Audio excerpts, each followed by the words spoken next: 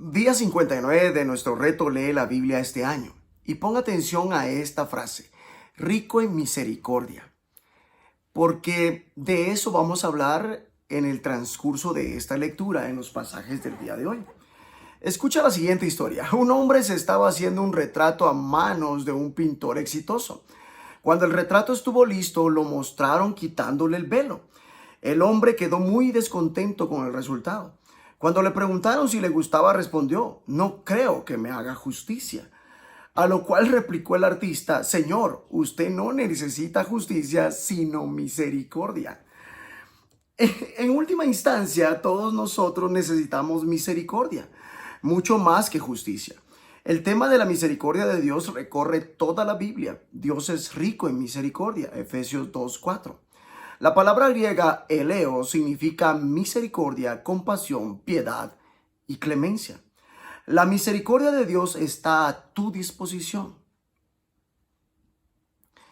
En Salmos 27, versículos 7 al 14, vamos a encontrar algo que nos va a ayudar a comprender todo esto. Vean, o nos va a hablar acerca de las dificultades como tal. Salmo de David, Salmo 27. Oye, oh Jehová, mi voz con que a ti clamo. Ten misericordia de mí y respóndeme. Mi corazón ha dicho de ti: buscad mi rostro. Tu rostro buscaré, oh Jehová. No escondas tu rostro de mí. No apartes con ira a tu siervo. Mi ayuda has sido. No me dejes ni me desampares, Dios de mi salvación. Aunque mi padre y mi madre me dejaran, con todo, Jehová me recogerá. Enséñame, oh Jehová, tu camino, y guíame por senda de rectitud a causa de mis enemigos. No me entregues a la voluntad de mis enemigos, porque se han levantado contra mí testigos falsos y los que respiran crueldad. Hubiera yo desmayado si no creyese que veré la bondad de Jehová en la tierra de los vivientes. Aguarda, oh Jehová, esfuérzate y aliéntese tu corazón, sí, espera a Jehová. Salmo 27 definitivamente nos está hablando de dificultades. Da igual las dificultades a las que te estés enfrentando en tu vida. Aférrate a las promesas de Dios. Espera ver la bondad de Dios, no solo en el cielo cuando mueras, sino en los menesteres ordinarios de tu vida aquí en la tierra, en esta tierra de los vivos. David clama a Dios diciendo: compadécete de mí. Ser acusado injustamente es una experiencia horrible. David se enfrenta a enemigos y falsos testigos. Al pasar por aquella experiencia tan dolorosa, clama a Dios por misericordia, y en medio de todas las acusaciones es capaz de decir: pero de una cosa estoy seguro, he de ver la bondad del Señor en esta tierra de los vivos. La razón por la que David tiene esta confianza es porque reconoce que Dios es su Salvador y un Padre perfecto. Aunque mi padre y mi madre me abandonen, el Señor me recibirá en sus brazos. Mucha gente experimenta dificultades hoy en día como resultado de la falta de amor de parte de sus padres. Pero sea cual sea la relación con tus padres, aún así puedes empezar a imaginar cómo sería una relación con un Padre perfecto. Dios es todo un Padre. Su fidelidad es incuestionable, su generosidad perfecta, su afecto es delicado y amoroso, su presencia es permanente y te acepta incondicionalmente. Su comunicación te edifica y es para tu mejor interés. Su autoridad es verdadera y justa. Cuando David escribe: el Señor me recibirá, lo hace pensando en todos estos tipos de atributos paternales perfectos. Dios no te va a fallar, especialmente cuando atraviesas dificultades. Algunos padres terrenales solo proveen amor y protección cuando sienten que sus hijos lo merecen. No es así con Dios. La sorprendente verdad es que nuestro Padre es misericordioso y nos da amor y protección incluso cuando no lo merecemos. Busquemos Marcos 10 y leamos los versículos 13 al 31. Y le presentaban niños para que los tocase, y los discípulos reprendían a los que los presentaban. Viéndolo Jesús se indignó y les dijo: dejad a los niños venir a mí, y no se lo impidáis, porque de los tales es el reino de Dios. De cierto os digo, el que no reciba el reino de Dios como un niño, no entrará en él. Y tomándolos en los brazos, poniendo las manos sobre ellos, los bendecía. Al salir él para seguir su camino,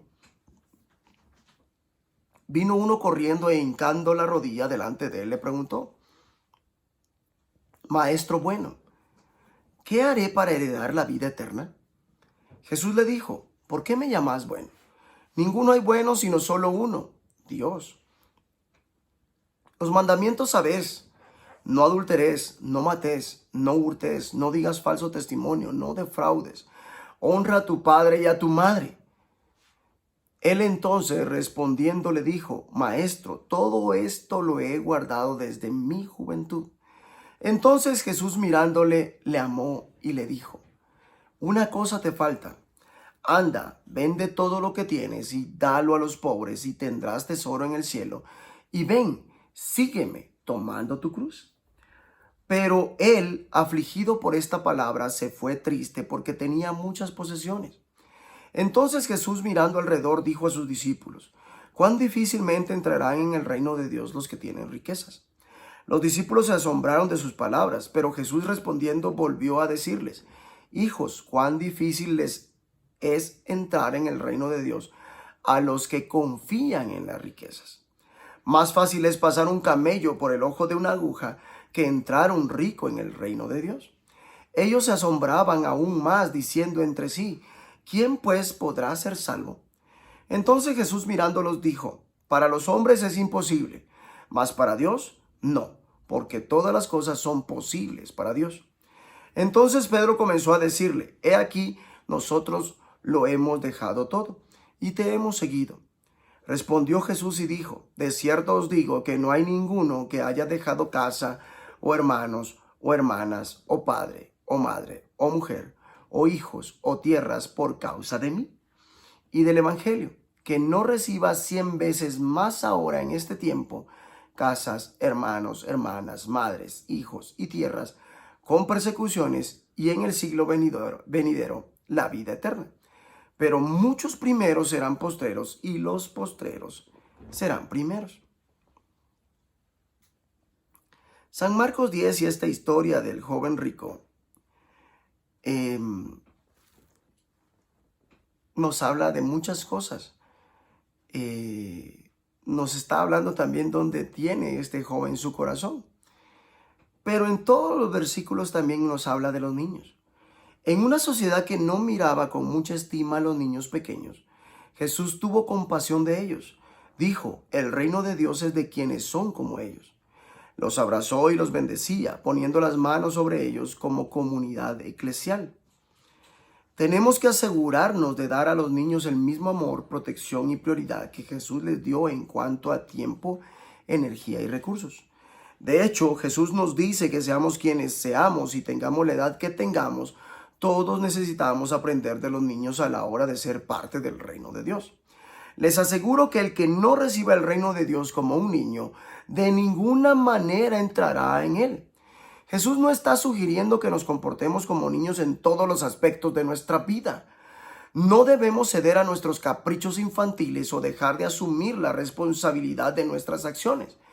Pero como los niños tenemos que estar abiertos y receptivos, siendo honestos acerca de nuestros sentimientos, reconociendo lo frágil y vulnerables que somos y lo mucho que necesitamos de los demás. Como los niños, hemos de ser prontos en perdonar y avanzar en confianza. Cuando reciben regalos, los niños suelen responder apasionadamente, con agradecimiento y emoción. En lo que respecta al reino de Dios, tenemos que ser exactamente igual, dependientes del regalo que Jesús nos hace y preparados para aceptarlo como un don que no merecemos, pero que Jesús en su misericordia nos da.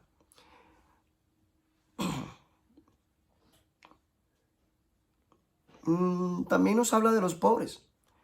Jesús invita al joven rico a dar a los pobres a buen seguro que aquello no era simplemente por su bien, sino por los pobres eran otra de las prioridades de la vida y el ministerio de Jesús. también nos habla de los ricos. La compasión de Jesús alcanzó no solo a los pobres, sino también a los ricos. Jesús miró a aquel joven rico y le amó. Es tremendamente difícil que un rico entre en el reino de Dios. La gente rica e incluso las naciones ricas son en ocasiones los que más se resisten al evangelio. La riqueza puede llevar a la arrogancia y un tipo de autodependencia inadecuado. Aún así, Jesús dice que para Dios todo es posible. Los perseguidos. Jesús advierte de que todos sus seguidores serán perseguidos. Para algunos de nosotros las persecuciones son pequeñas y triviales. Puede que la gente se ría de ti, te ridiculice y se te oponga. Pero para millones de cristianos en todo el mundo, las persecuciones son más que reales y se dan físicamente. Esta es una parte del costo de seguir a Jesús. La persecución siempre hay un costo por seguir a Jesús. Puede que perdamos amigos o que Jesús nos llame a dejar una situación o una relación, pero el costo viene envuelto en bendición. Ya en esta vida se recibe 100 veces más y en la vida venidera recibirá la vida eterna. Dios será misericordioso con los perseguidos.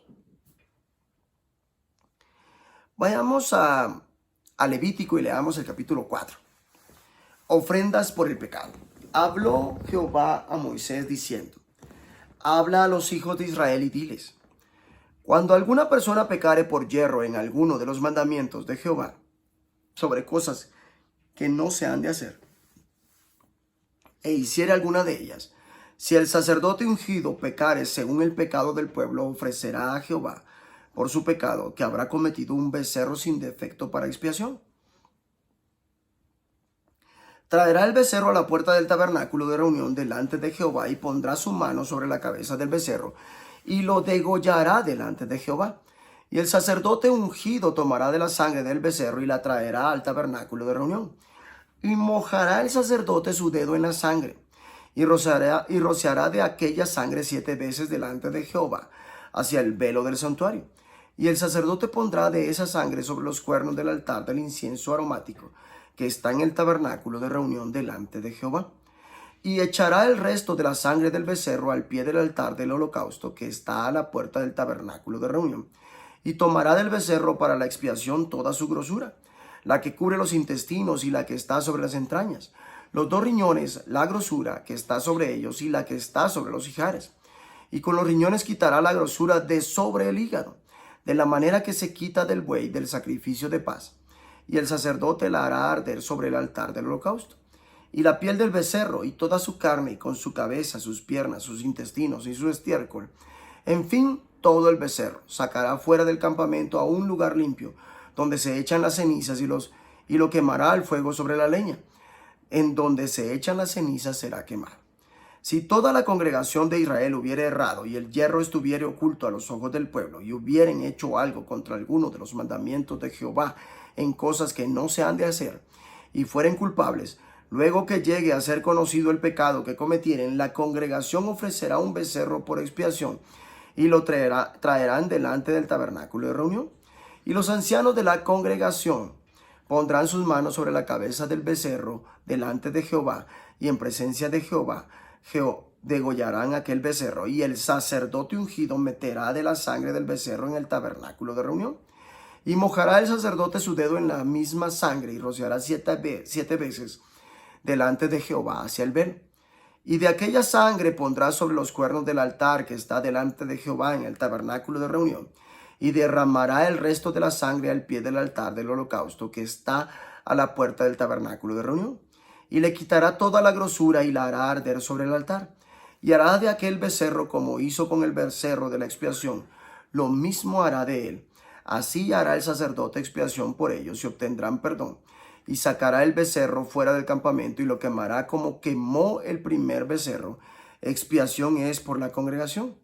Cuando pecare un jefe e hiciere por yerro algo contra alguno de todos los mandamientos de Jehová su Dios, sobre cosas que no se han de hacer, y pecare, luego que conociere su pecado que cometió, presentará por su ofrenda un macho cabrío sin defecto, y pondrá su mano sobre la cabeza del macho cabrío y lo degollará en el lugar donde se degüella el holocausto delante de Jehová. Es expiación. Y con su dedo el sacerdote tomará de la sangre de la expiación y la pondrá sobre los cuernos del altar del holocausto y derramará el resto de la sangre al pie del altar del holocausto. Y quemará toda su grosura sobre el altar, como la grosura del sacrificio de paz. Así el sacerdote hará por él la expiación de su pecado y tendrá perdón.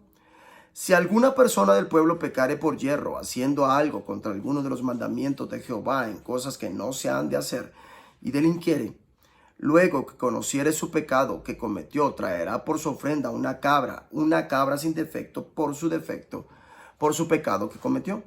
Y pondrá su mano sobre la cabeza de la ofrenda de la expiación y la degollará en el lugar del holocausto. Luego con su dedo el sacerdote tomará de la sangre y la pondrá sobre los cuernos del altar del holocausto y derramará el resto de la sangre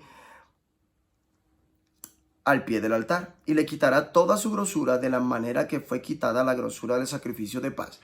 Y el sacerdote la hará arder sobre el altar en el olor grato a Jehová.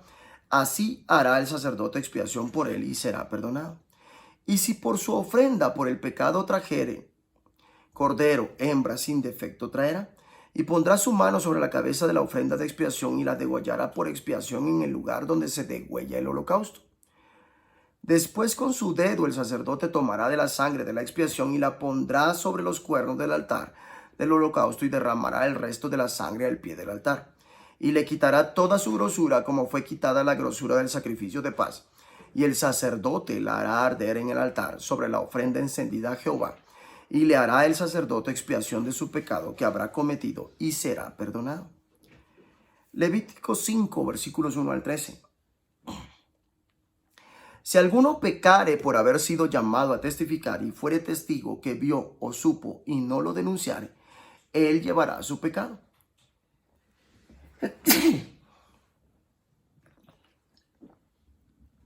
Asimismo, la persona que hubiere tocado cualquiera cosa inmunda, sea cadáver de bestia inmunda o cadáver de animal inmundo o cadáver de reptil inmundo, bien que no lo supiere, será inmunda y habrá delinquido. O si tocar inmundicia de hombre, cualquiera inmundicia suya con que fuera inmundo y no lo echare de ver, si después llegare a saberlo, será culpable. O si alguno jurare a la ligera con sus labios hacer mal o hacer bien, en cualquiera cosa que el hombre profiere con juramento y él no lo entendiere, si después lo entiende, será culpable por cualquiera de estas cosas. Cuando pecare en alguna de estas cosas, confesará aquello en que pecó, y para su expiación traerá a Jehová por su pecado que cometió una hembra de los rebaños, una cordera o una cabra como ofrenda de expiación, y el sacerdote le hará expiación por su pecado.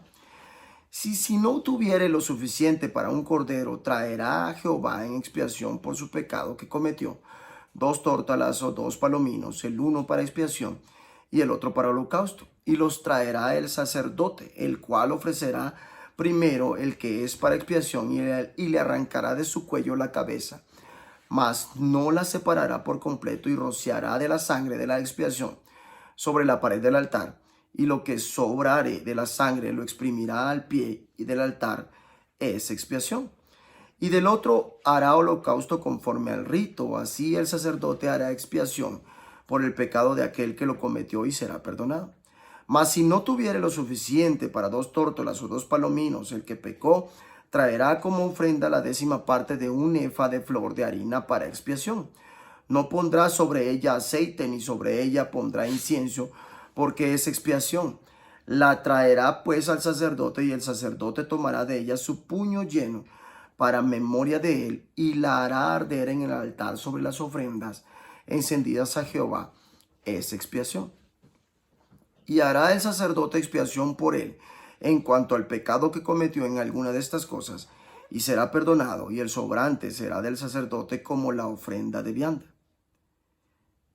Levítico nos está diciendo lo siguiente. Nos habla de los culpables. Todos somos culpables de pecado. Santiago 2:10. La palabra culpa aparece una y otra vez en este pasaje. Hay una pena que el pecado lleva aparejada. El apóstol Pablo nos cuenta que la pena del pecado es la muerte. Romanos 6:23. Los elaborados sacrificios que se describen en este pasaje estaban preparando al pueblo para el único sacrificio perfecto de Jesús que murió por ti y por mí, los culpables, para que pudiéramos recibir la misericordia de Dios. Jesús expió tus pecados. El perdón no se da sin la expiación del pecado. Una definición de expiación es la acción de compensar un mal o un daño que hace que dos partes queden en paz. En última instancia, solo Jesús puede hacer la perfecta expiación de nuestros pecados. Hebreos 2:17. Jesús murió como sacrificio de expiación. Podemos leer el complicado sistema sacrificial de ofrendas por el pecado. Jesús murió como sacrificio de expiación, por tus pecados y por los míos. Romanos 3:25. Jesús fue el sacrificio perfecto. El sacrificio tenía que ser sin defecto. En última instancia, solo Jesús podía ser el sacrificio perfecto. Hebreos 5:9. Jesús es el Cordero de Dios. Como ofrenda por el pecado se presentaba un cordero. La persona culpable tenía que ponerse las manos en la cabeza. El cordero moría como ofrenda para quitar el pecado. Jesús es el Cordero de Dios que quita el pecado del mundo. Juan 1:29. La sangre de Jesús se derramó por ti. El sacerdote tenía que tomar un poco de la sangre del sacrificio expiatorio, después de lo cual derramará al pie del altar el resto de la sangre. La sangre representa la vida del animal. Derramar la sangre era un acto que simbolizaba que el animal había muerto en lugar de la persona que hacía el sacrificio. La sangre de Jesús fue derramada por ti y por mí. Mateo 26:28. Jesús puso la misericordia de Dios al alcance de todos. Las palabras perdón y perdonado aparecen una y otra vez en Levítico. Sin derramamiento de sangre no hay perdón. Hebreos 9:22. Por medio de la sangre de Jesús es posible el perdón. Efesios 1:7. Como consecuencia, la misericordia de Dios está al alcance de ti y de mí. Vagamente, Dios, ¿qué sacrificios aquellos? ¿Qué manera más enredada y complicada para ser perdonado? Es tan maravilloso que podamos acudir a Jesús en silencio y humildad, pedirle que nos perdone y ser limpios de nuestros pecados. Es algo totalmente asombroso. Que Dios te bendiga.